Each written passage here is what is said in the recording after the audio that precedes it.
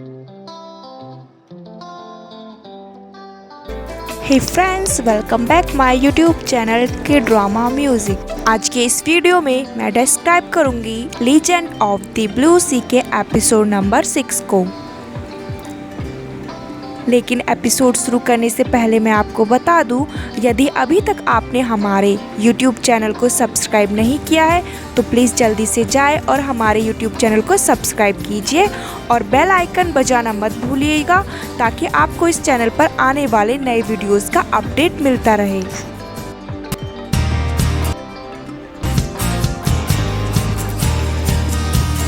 Last episode में हमने देखा था कि जुंजे टावर पर जलपरी का इंतजार करता है, लेकिन जलपरी का एक्सीडेंट हो गया है तो वो वहाँ पर नहीं पहुँच पाती। फिर पास्ट में दिखाया जाता है कि जलपरी टाउन हेड के ऑफिस में बैठी होती है। वहाँ पर टाउन हेड का एक दोस्त आता है जो कि अपने साथ जलपरी को ले जाता है, क्योंकि जलपरी के जान को खतरा है, क्योंकि टाउन हेड के ऑफिस में सरदार की कॉन्क्यूबिन आ जाती है उसे ढूंढने के लिए। वह अपने कुछ लोगों को उन्हें ढूंढने के लिए भेजती है। वह दोनों उनसे बचने के लिए गुफा के अंदर चले जाते हैं। वहाँ पर वह उसे बताता है कि वह दामरोंग का दोस्त है और उसने तुम्हारी मदद करने के लिए मुझे यहाँ पर भेजा है। जलपरी उससे पूछती है दोस्त मतलब, तो वो कहता है दोस्त मतलब जो आपकी हर परेशानी में आपका साथ दे, अगर आपका कोई प्रेमी हो तो उसे भी प्रोटेक्ट करने में आपकी मदद करे। वह जलपरी से कहता है मैं जाता हूँ और दामरोंग को तुम्हारे पास भेजता हूँ, तुम यहीं रहना। और वह गुफा से बाहर निकल जाता है, लेकिन बाहर उसे सरदार के सिपाही मिल जाते हैं जो उसे पकड़ने के लिए उसका पीछा करते हैं, जिसकी वजह से वह पहाड़ी से गिर जाता है और उसकी मौत हो जाती है। वहीं दूसरी तरफ दामरोंग परेशान होता है क्योंकि उसे जलपरी कहीं नहीं मिलती और वह उसे ढूंढता रहता है। फिर हमें दिखाया जाता है कि प्रेजेंट में भी जुंजे जलपरी का इंतजार कर रहा होता है टावर पर, लेकिन जलपरी वहां पर नहीं आती क्योंकि उसका एक्सीडेंट हो जाता है और जुंजे का भाई जलपरी को हॉस्पिटल ले जाता है। जलपरी का हॉस्पिटल में ट्रीटमेंट होता है, लेकिन डॉक्टर को उसके बारे में कुछ पता नहीं चलता क्योंकि उसके पास ना तो फ़ोन होता है ना आईडी कार्ड। वहीं दूसरी तरफ दिखाया जाता है कि जुंजे घर की तरफ जाता रहता है तो उसे दिखाई देता है कि रास्ते पर कुछ ऐसे ही फ्लायर्स और टेम्पलेट्स पड़े रहते हैं जैसा कि जलपरी दोपहर में बांट रही थी सबको। तो वह देखता है कि वहाँ पर एक फ़ोन भी होता है, तो वह उस फ़ोन पर कॉल मिलाता है, जिससे उसे पता चलता है कि यह फ़ोन जलपरी का ही है। तो वह परेशान हो जाता है कि कहीं जलपरी को कुछ हो ना गया हो। जुंजे परेशान होता है तो वह पुलिस को कॉल करता है और उससे पूछता है कि नमसान टावर के पास क्या कोई एक्सीडेंट हुआ है। तो पुलिस कहती है कि हाँ, आज बर्फ़ गिरने के कारण काफ़ी सारे एक्सीडेंट हुए, आप जाकर हॉस्पिटल में चेक कीजिए। वह बहुत परेशान होता है और अपने पुराने मोमेंट्स को याद करता है, जहाँ पर दिखाया जाता है कि जलपरी कैसे उसकी केयर करती थी, कैसे उसे प्रोटेक्ट करती थी, और पुरानी यादों को जुंजे याद करता है। जुंजे काफ़ी परेशान होता है और काफ़ी सारे हॉस्पिटल्स में जाके चेक करता है, लेकिन उसे जलपरी का पता नहीं चलता। वहीं दिखाया जाता है दूसरी तरफ कि जुंजे के फादर का सेक्रेटरी घर आता है और उनके लिए एक ब्लैक टाई मांगता है, क्योंकि वहाँ पर किसी की डेथ हो गई है जिसके फ्यूनरल में उसके फादर को जाना होता है। लेकिन जुंजे की सौतेली माँ पहले से ही टाई लेकर तैयार होती है और सेक्रेटरी को दे देती है और कहती है कि मुझे उन्होंने फ़ोन किया था कि तुम आ रहे हो टाई लेने के लिए। वहीं दूसरी तरफ दिखाया जाता है कि उसके फादर सेक्रेटरी से कहते हैं कि मैं अपनी वाइफ को फ़ोन करके बताना तो भूल ही गया, क्योंकि आज हम दोनों का डिनर का प्लान था। तो सेक्रेटरी को और भी ज़्यादा शक होता है, लेकिन वह कुछ नहीं कहता और वह दोनों फ्यूनरल के लिए निकल जाते हैं। फिर आगे दिखाया जाता है कि जहाँ पर जुंजे के फादर जाते हैं जिस हॉस्पिटल में, वहाँ पर जुंजे भी आ जाता है जलपरी को ढूंढने के लिए। हॉस्पिटल में जुंजे हर वार्ड में जाकर जलपरी को ढूंढता रहता है। तभी उसे दिखाई देता है कि एक बेड पर जलपरी लेटी हुई है। जुंजे उसके पास जाता है और देखता है कि जलपरी बिल्कुल ठंडी है, तो वह चिल्लाने लग जाता है यहाँ पर कोई है, कोई डॉक्टर है, इस मरीज की हालत ख़राब है, यहाँ पर जल्दी से कोई आओ। तभी वहाँ पर एक नर्स आती है और जलपरी का टेम्परेचर लेती है। तो वह नर्स भी डॉक्टर्स को आवाज़ देकर बुलाती है, क्योंकि जलपरी का टेम्परेचर काफ़ी लो होता है। तो डॉक्टर्स आते हैं और उसको चेक करने लग जाते हैं। तो डॉक्टर भी घबरा जाते हैं, डॉक्टर्स भी काफ़ी डर जाते हैं और वो काफ़ी तरह से ट्रीटमेंट स्टार्ट करते हैं। लेकिन जो वो मशीन में देखते हैं तो वहाँ पर दिखाया जाता है कि उसकी पल्स काफ़ी लो हो रही होती है। तो वो लोग चले जाते हैं क्योंकि वो कुछ कर नहीं पाते। तो जुंजे उसका हाथ पकड़ के थाम के बैठ जाता है और वहाँ पर रोने लग जाता है। तो दिखाया जाता है कि जलपरी को अपने पुराने मोमेंट्स याद आते रहते हैं पास्ट के, कि कैसे वहाँ पर दामरोंग जलपरी को बचाता है और उसका हाथ थामता है। तो तभी दिखते हैं कि प्रेजेंट में जलपरी अपनी आंखें खोलती है और जुंजे की तरफ देखती है। जलपरी जुंजे से कहती है कि मैंने एक सपना देखा जहाँ पर तुमने मेरी जान बचाई, और वह एकदम से नॉर्मल होने लग जाती है। तो डॉक्टर्स भी यह देखकर एकदम चौंक जाते हैं। दिखाया जाता है कि घर पर वह दोनों दोस्त आपस में बातें कर रहे होते कि कैसे जुंजे ने उस जल परी को घर से बाहर निकाल दिया है, वो भी इतनी ठंड में, और खुद जाकर बाहर मजे कर रहा है। तभी नामदो के पास जुंजे का फ़ोन आता है और वो उससे कहता है कि एक फेक आईडी बनानी है, वो भी इंश्योरेंस के साथ। तो तीहो बनाने से मना कर देता है क्योंकि वह नाराज़ होता है कि उसने जलपरी को घर से बाहर निकाल दिया है। लेकिन जुंजे बताता है कि यह आईडी जलपरी के लिए ही बनवानी है क्योंकि उसका एक्सीडेंट हो गया है। तो तीहो जल्दी से जाता है और आईडी बना देता है। फिर नामदो और तीहो हॉस्पिटल के लिए निकल जाते हैं। वहीं दूसरी तरफ दिखाया जाता है कि हॉस्पिटल में जलपरी की तबीयत ठीक होती है और वो वहाँ पर आराम से बैठी होती है। तो उससे जुंजे पूछता है कि तुम ठीक हो ना। तो जलपरी कहती है कि तुम्हें मेरी फिक्र हो रही है, इसलिए तुम मेरा हाथ पकड़ के बैठे थे, तुम्हें मेरी चिंता है। और वह मुस्कुराने लग जाती है। तो इस पर जुंजे उससे कहता है कि तुम्हारा दिमाग खराब है क्या? मैं तुम्हें यहाँ डांट रहा हूँ कि तुम्हें रोड पार करना नहीं आता, अगर तुम्हें और ज़्यादा चोट लग जाती तो क्या होता। यहाँ पर ऐसे जुंजे उस पर गुस्सा करता रहता है, लेकिन जलपरी उसे देखकर बस हंसती रहती है और मुस्कुराती रहती है।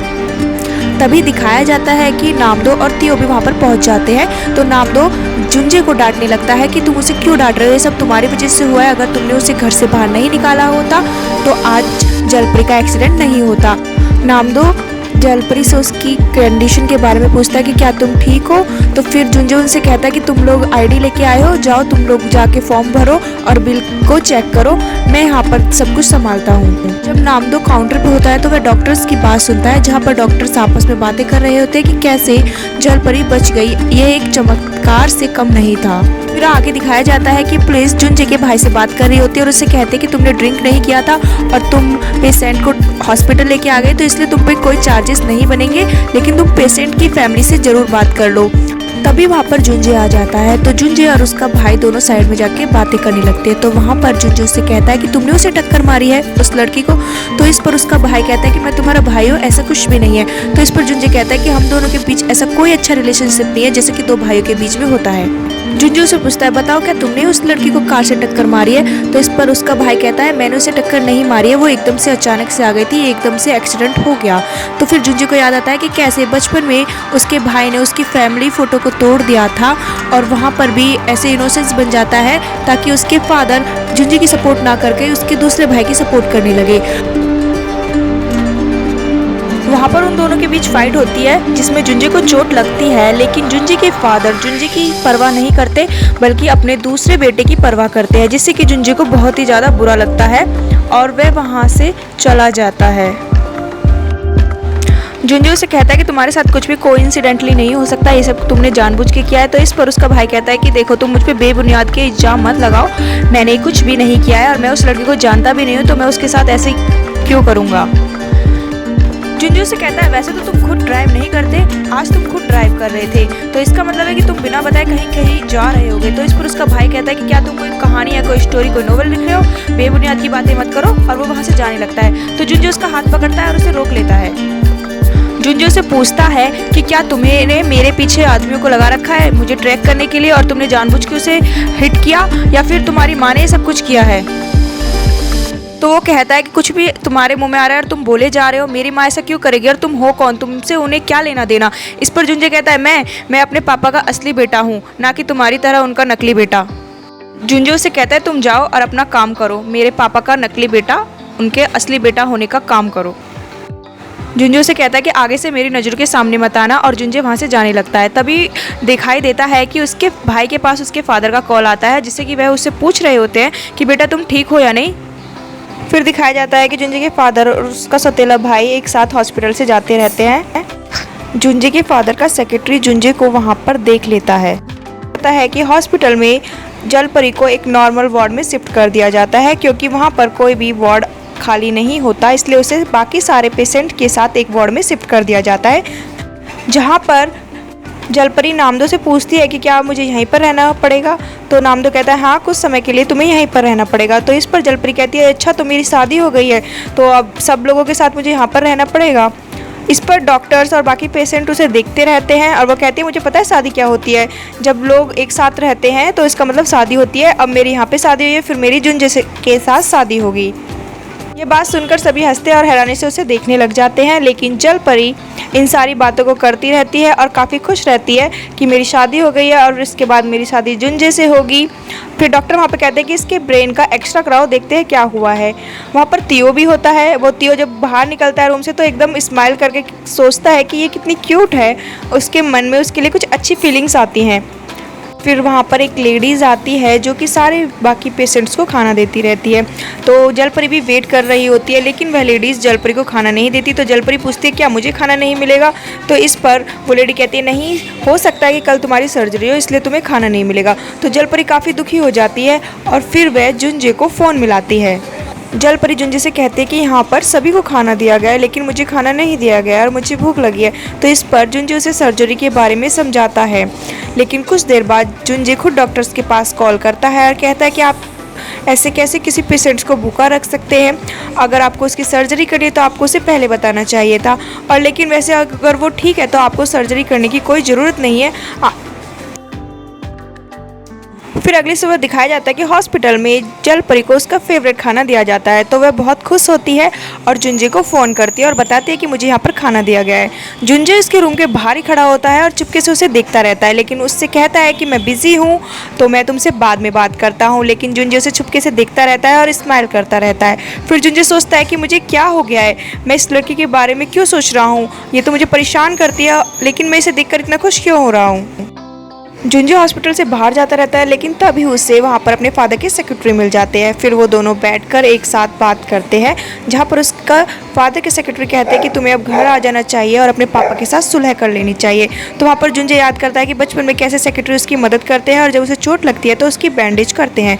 जहाँ पर दिखाया जाता है कि जुंजे उनसे उस टाइम में कहता है कि मैं घर छोड़ के चला जाऊँगा और अपनी माँ को ढूंढूंगा और अपनी माँ के साथ रहूँगा, तब तक आपको मेरे पापा का ख्याल रखना होगा। फिर जुंजे कहता है कि आपने अपना प्रॉमिस निभाया, लेकिन मैं अपना प्रॉमिस नहीं निभा पाया। जुंजे से वे अंकल कहते हैं कि इन बातों को छोड़ो, लेकिन अब तुम्हें घर वापस आ जाना चाहिए क्योंकि तुम्हारे फादर काफ़ी बूढ़े हो गए हैं और अब तुम्हें घर आकर अपने सारे बाकी बिजनेस को भी संभाल लेना चाहिए।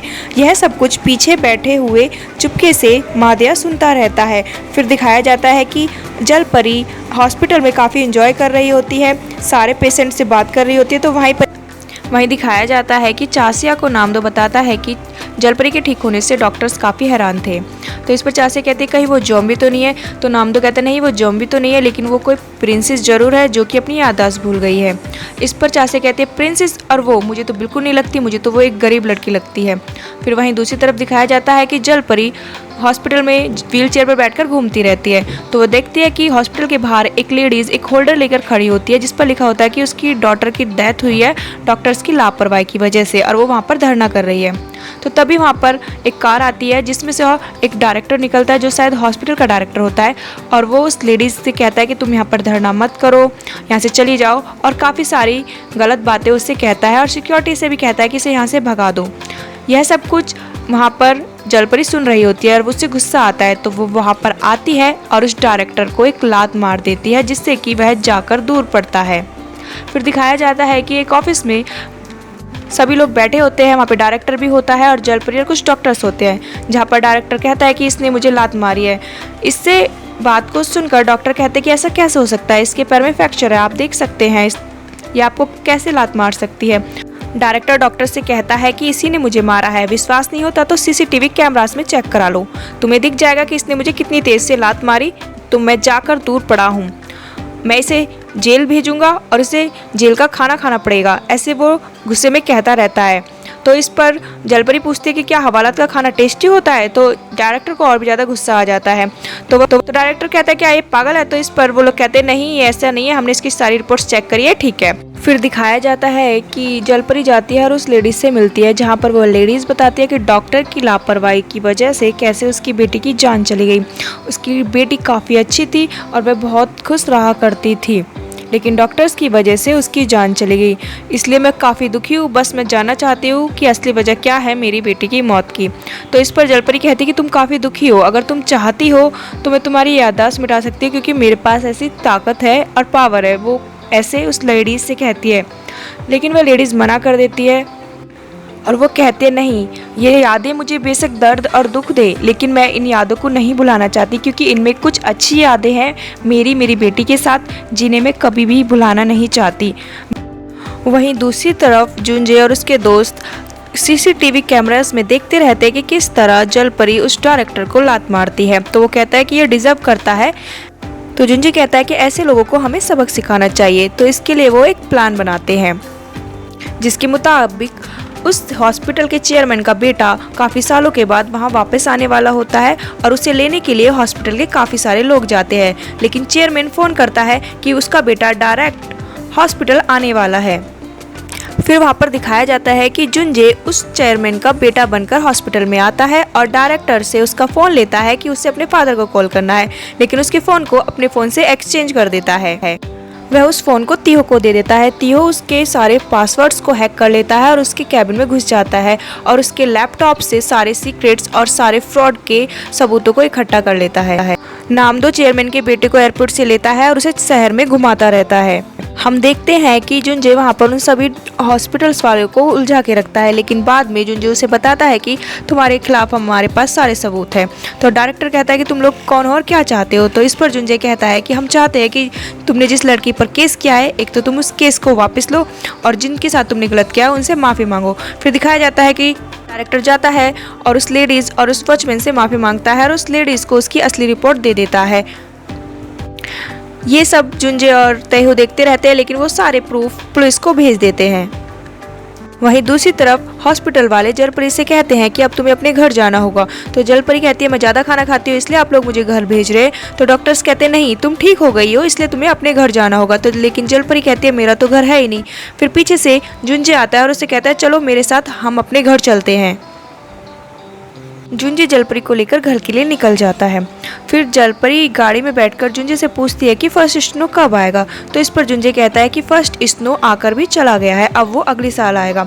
तो जलपरी कहती है शायद अगले साल मैं यहाँ पर ना रहूँ। तो जुंजे उससे पूछता है कि तुम कहीं जाने वाली हो। तो जलपरी टॉपिक चेंज कर देती है और उससे कहती है क्या कोई किसी को इतना भी प्यार कर सकता है कि उसके पास उसकी सारी बुरी यादें हों जो कि उसे तकलीफ देती हो, लेकिन वो फिर भी उसे भूलना ना चाहे।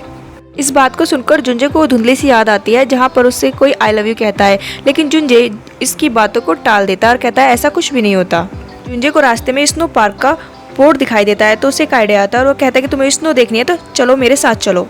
दिखाया जाता है कि जुंजे के फादर और उसका सेक्रेटरी कार में जा रहे होते हैं, जहाँ पर सेक्रेटरी कार बताता है कि मैं जुंजे से मिला था और मैंने उससे आपसे मिलने के लिए कहा है, अगली बार मैं उस पर ज़्यादा जोर डालूंगा। वहीं दूसरी तरफ दिखाया जाता है कि उसकी सौतेली माँ ये सारी बातें सुनती रहती है।